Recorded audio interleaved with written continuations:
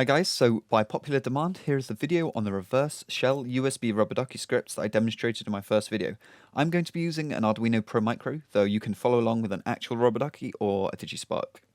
I just wanted to take a second to say thanks for the 1k subs in 2 weeks, that's pretty cool. I've got loads of new stuff coming up soon. I'm going to be doing a video on Poison Tap. I'm actually going to be getting a Hack 5 field kit, courtesy of Darren over at Hack 5, so I'm really looking forward to that. Also, that self-destructing SSD project will be reaching its denouement very soon, so there's a lot to look forward to. Follow me on Twitter, I am @Satonic, so you don't miss a second of it.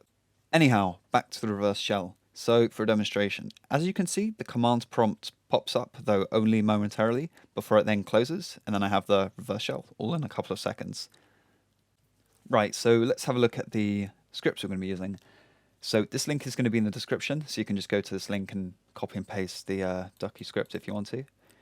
So let's have a look at it. So firstly, there's going to be a 400 millisecond delay from when you plug the rubber ducky into your computer, and then it's going to hold down Windows key and R, though here it's called GUI.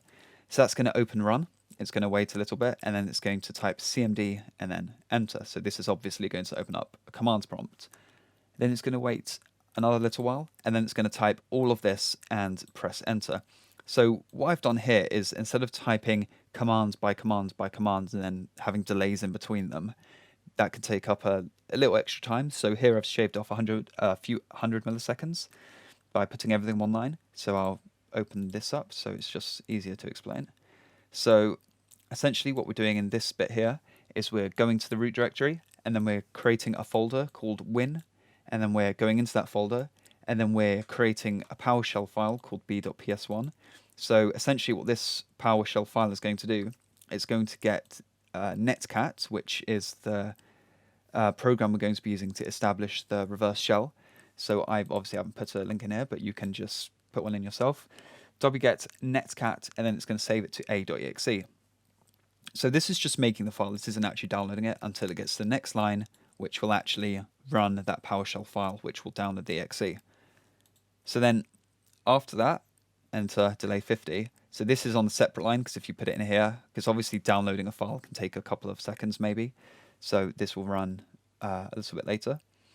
So this is going to start a.exe, and then you can put in your port, your IP rather, and your port. So essentially that's that. You have to have your netcat listener on another computer and just enter the IP and port you're connecting to. So -e, because of course we want to run the executable cmd.exe, and -d because we're going to be running it in daemon mode, which means that it's not going to actually open up on the screen. It's going to run minimized and kind of in the background. And then once that is done, we're going to exit. So next, in order to set this up, you're going to want to download netcat. I'll put this link in the description. You can download it from here. So you're going to want to go into it and find nc64.exe and upload nc64.exe to a file hosting service of your choice. But it's very important that you're able to get a direct download link. So I'll put a file hosting service that I use in the description down below. Next, we're going to be constructing the ducky script. So you can go ahead and just copy all this from my website and paste it in Notepad. So you're going to want to get your direct download link for netcat and paste it where it says netcat DL link. And then where it says IP and port, you're going to want to go ahead and put the IP that you're going to want to use in. So I'm going to put 192.168.1.81. Yeah, I think that's right. And port is arbitrary really. So I'm just going to put, actually let's go full Minecraft on this, 25565. Okay, so let's just check that's right. Yep. And if you're using a real rubber ducky, you can go ahead and just paste this into whatever the real rubber ducky uses. But since I'm using this on an Arduino Pro Micro, I'm going to use the ducky scripts converter that's hosted on my website. So I'm going to paste this in here, compile. Okay, so I've got all this code. I'm going to copy that, and I'm going to paste it into an Arduino sketch here.